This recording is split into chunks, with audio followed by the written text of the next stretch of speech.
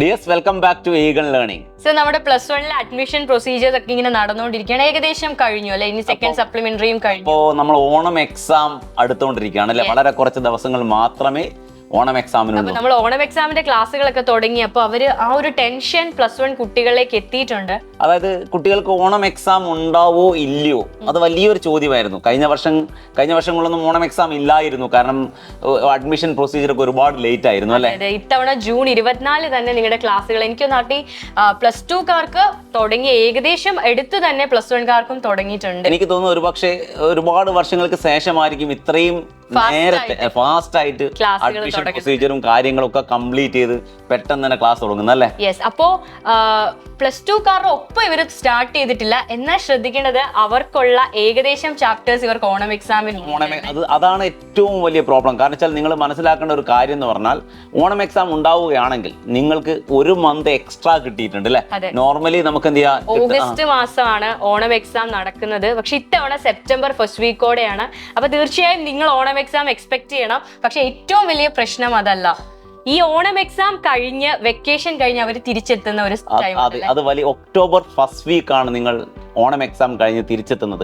സ്കൂളിലേക്ക് വെക്കേഷൻ ഒക്കെ കഴിഞ്ഞ് തിരിച്ചെത്തുന്നത് ഒക്ടോബർ ഫസ്റ്റ് വീക്കാണ്. അത് വലിയൊരു പ്രോബ്ലം തന്നെയാണ്. നിങ്ങൾ മനസ്സിലാക്കാത്ത ഒരു സാധനം അതിൽ ഒളിഞ്ഞിരിപ്പുണ്ട് അല്ലെ? അതായത് സെക്കൻഡ് ടേം എക്സാം, അതായത് ഡിസംബറിൽ നടക്കാൻ പോകുന്ന, ഡിസംബർ ഫസ്റ്റ് വീക്കോടെ നടക്കാൻ പോകുന്ന സെക്കൻഡ് ടേം എക്സാമിന് പിന്നെ 2 മാസങ്ങൾ മാത്രം. ഓൾമോസ്റ്റ് നോർമലി ഡിസംബർ എക്സാമിന് സെക്കൻഡ് ടേം എക്സാമിന് 80% ടോപ്പിക്കുകൾ ഉണ്ടാവാറുണ്ട്. അപ്പം നിങ്ങൾക്ക് ഒരുപാട് പഠിച്ചു തീർക്കാനുണ്ടാവും അല്ലെ? അതെ. അപ്പോ ജൂൺ 24 ക്ലാസ്സുകൾ തുടങ്ങിയെങ്കിലും എനിക്കൊന്ന് അറിയി അഡ്മിഷൻ പ്രൊസീജിയർ കംപ്ലീറ്റ് ആണ്. സെക്കൻഡ് സപ്ലിമെന്ററി കഴിഞ്ഞു, എന്നാലും അഡ്മിഷൻ കിട്ടാത്ത കുറെ അധികം കുട്ടികളുണ്ട്. അവരൊക്കെ അഡ്മിഷൻസ് എടുത്തുകൊണ്ടിരിക്കുന്നതേ ഉള്ളൂ. ആ കുട്ടികൾ ഈ ഒരു ടൈമിൽ ഈ പോർഷൻസ് കവർ ചെയ്യാന്ന് പറയുന്നത് ഭയങ്കര ഡിഫിക്കൽട്ട് ആയിട്ടുള്ള കാര്യം. അത് ഭയങ്കര ടാസ്ക് ആണ്. അത്രയും വളരെ കുറഞ്ഞ സമയം കൊണ്ട് അത്രയും ടോപ്പിക് കവർ ചെയ്തെടുക്കണം എന്നുള്ളത്. പക്ഷേ എന്നാലും ഞാൻ പറയുന്നു, നോർമലി കുട്ടികൾക്ക് കിട്ടുന്ന ടൈം അല്ല. ഇപ്പൊ സെപ്റ്റംബറിൽ പകുതി എന്ന് പറയുന്നേരം നോർമലി കിട്ടുന്നതിനേക്കാൾ കൂടുതൽ 1 മാസം കൂടുതൽ കിട്ടി. അതുപോലെ അഡ്മിഷൻ കുറച്ചുകൂടി ഫാസ്റ്റ് ആയതുകൊണ്ട് ഇപ്പൊ 2 മാസം എക്സ്ട്രാ ഈ കുട്ടികൾ കിട്ടിയിട്ടുണ്ട്. അതെ. അപ്പോ ടൈം ഉണ്ട് എന്നാൽ ടൈം ഇല്ല, അങ്ങനത്തെ ഒരു അവസ്ഥയാണ് ശരിക്കും നിങ്ങളെ സംബന്ധിച്ചിടത്തോളം. അപ്പോൾ ഓണം എക്സാമിന് നിങ്ങൾക്ക് കുറച്ച് സമയം കിട്ടി, എന്നാൽ സെക്കൻഡ് ടേമിന് തീരെ ടൈം ഉണ്ടാവില്ല. ഈ സമയം കൊണ്ട് 10th നിന്ന് പ്ലസ് വണ്ണിലേക്കുള്ള ഒരു കൺവേർഷൻ വളരെ ഡിഫിക്കൽട്ട്. ആ ഒരു ബ്രിഡ്ജ് എന്ന് പറഞ്ഞാൽ വലിയൊരു, എസ്പെഷ്യലി മീഡിയം മാറുന്ന കുട്ടികളെ സംബന്ധിച്ചിടത്തോളം അത് 1 മാസം എടുക്കും അവർ ട്രാക്കിലേക്ക് എത്താൻ തന്നെ. മാത്രമല്ല എനിക്ക് തോന്നുന്നു ടോപ്പിക്സ് അത്രയും വാസ്റ്റ് ആണ്. നിങ്ങളിപ്പോൾ ഓർഗാനിക് കെമിസ്ട്രിയുടെ ഒക്കെ ജസ്റ്റ് ബേസിക്സ് ആണ് 10th പഠിച്ചതെങ്കിൽ ഒരുപാട് ഇരട്ടി ടോപ്പിക്സ്, അതിന്റെ ഒരു 3-4 മടങ്ങ് ടോപ്പിക്സ് നിങ്ങൾക്ക് തീർച്ചയായും ഏറ്റവും കൂടുതൽ നിങ്ങൾ ഫേസ് ചെയ്യാൻ, നിങ്ങളെ പേടിപ്പിക്കല്ല, ഓർഗാനിക് തന്നെയാണ് ഏറ്റവും കൂടുതൽ നിങ്ങൾ ഫേസ് ചെയ്യുന്ന ഒരു പ്രോബ്ലം എന്ന് പറഞ്ഞാൽ ഓർഗാനിക്. ഇപ്പൊ കെമിസ്ട്രി, നമ്മൾ കെമിസ്ട്രി ആയതുകൊണ്ടാണ് കെമിസ്ട്രിയെ പറ്റി പറയുന്നത്.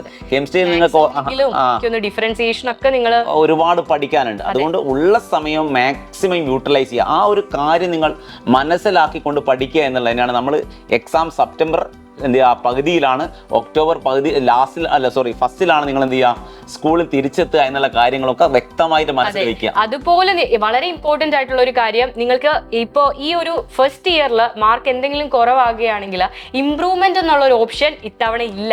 കാരണം പ്ലസ് ടു എക്സാമിന്റെ കൂടെയാണ് ഈ വർഷം തൊട്ട് improvement exam, plus one improvement exam നടക്കാൻ പോകുന്നത്. ആ ഒരു ടൈമിൽ പ്ലസ് ടു പഠിക്കണം, പിന്നെ ഇംപ്രൂവ്മെന്റിന് പഠിക്കണം, അതുകൂടാതെ പ്രാക്ടിക്കൽസ് ഉണ്ടാവും. അപ്പൊ അത് പോസിബിൾ അല്ല.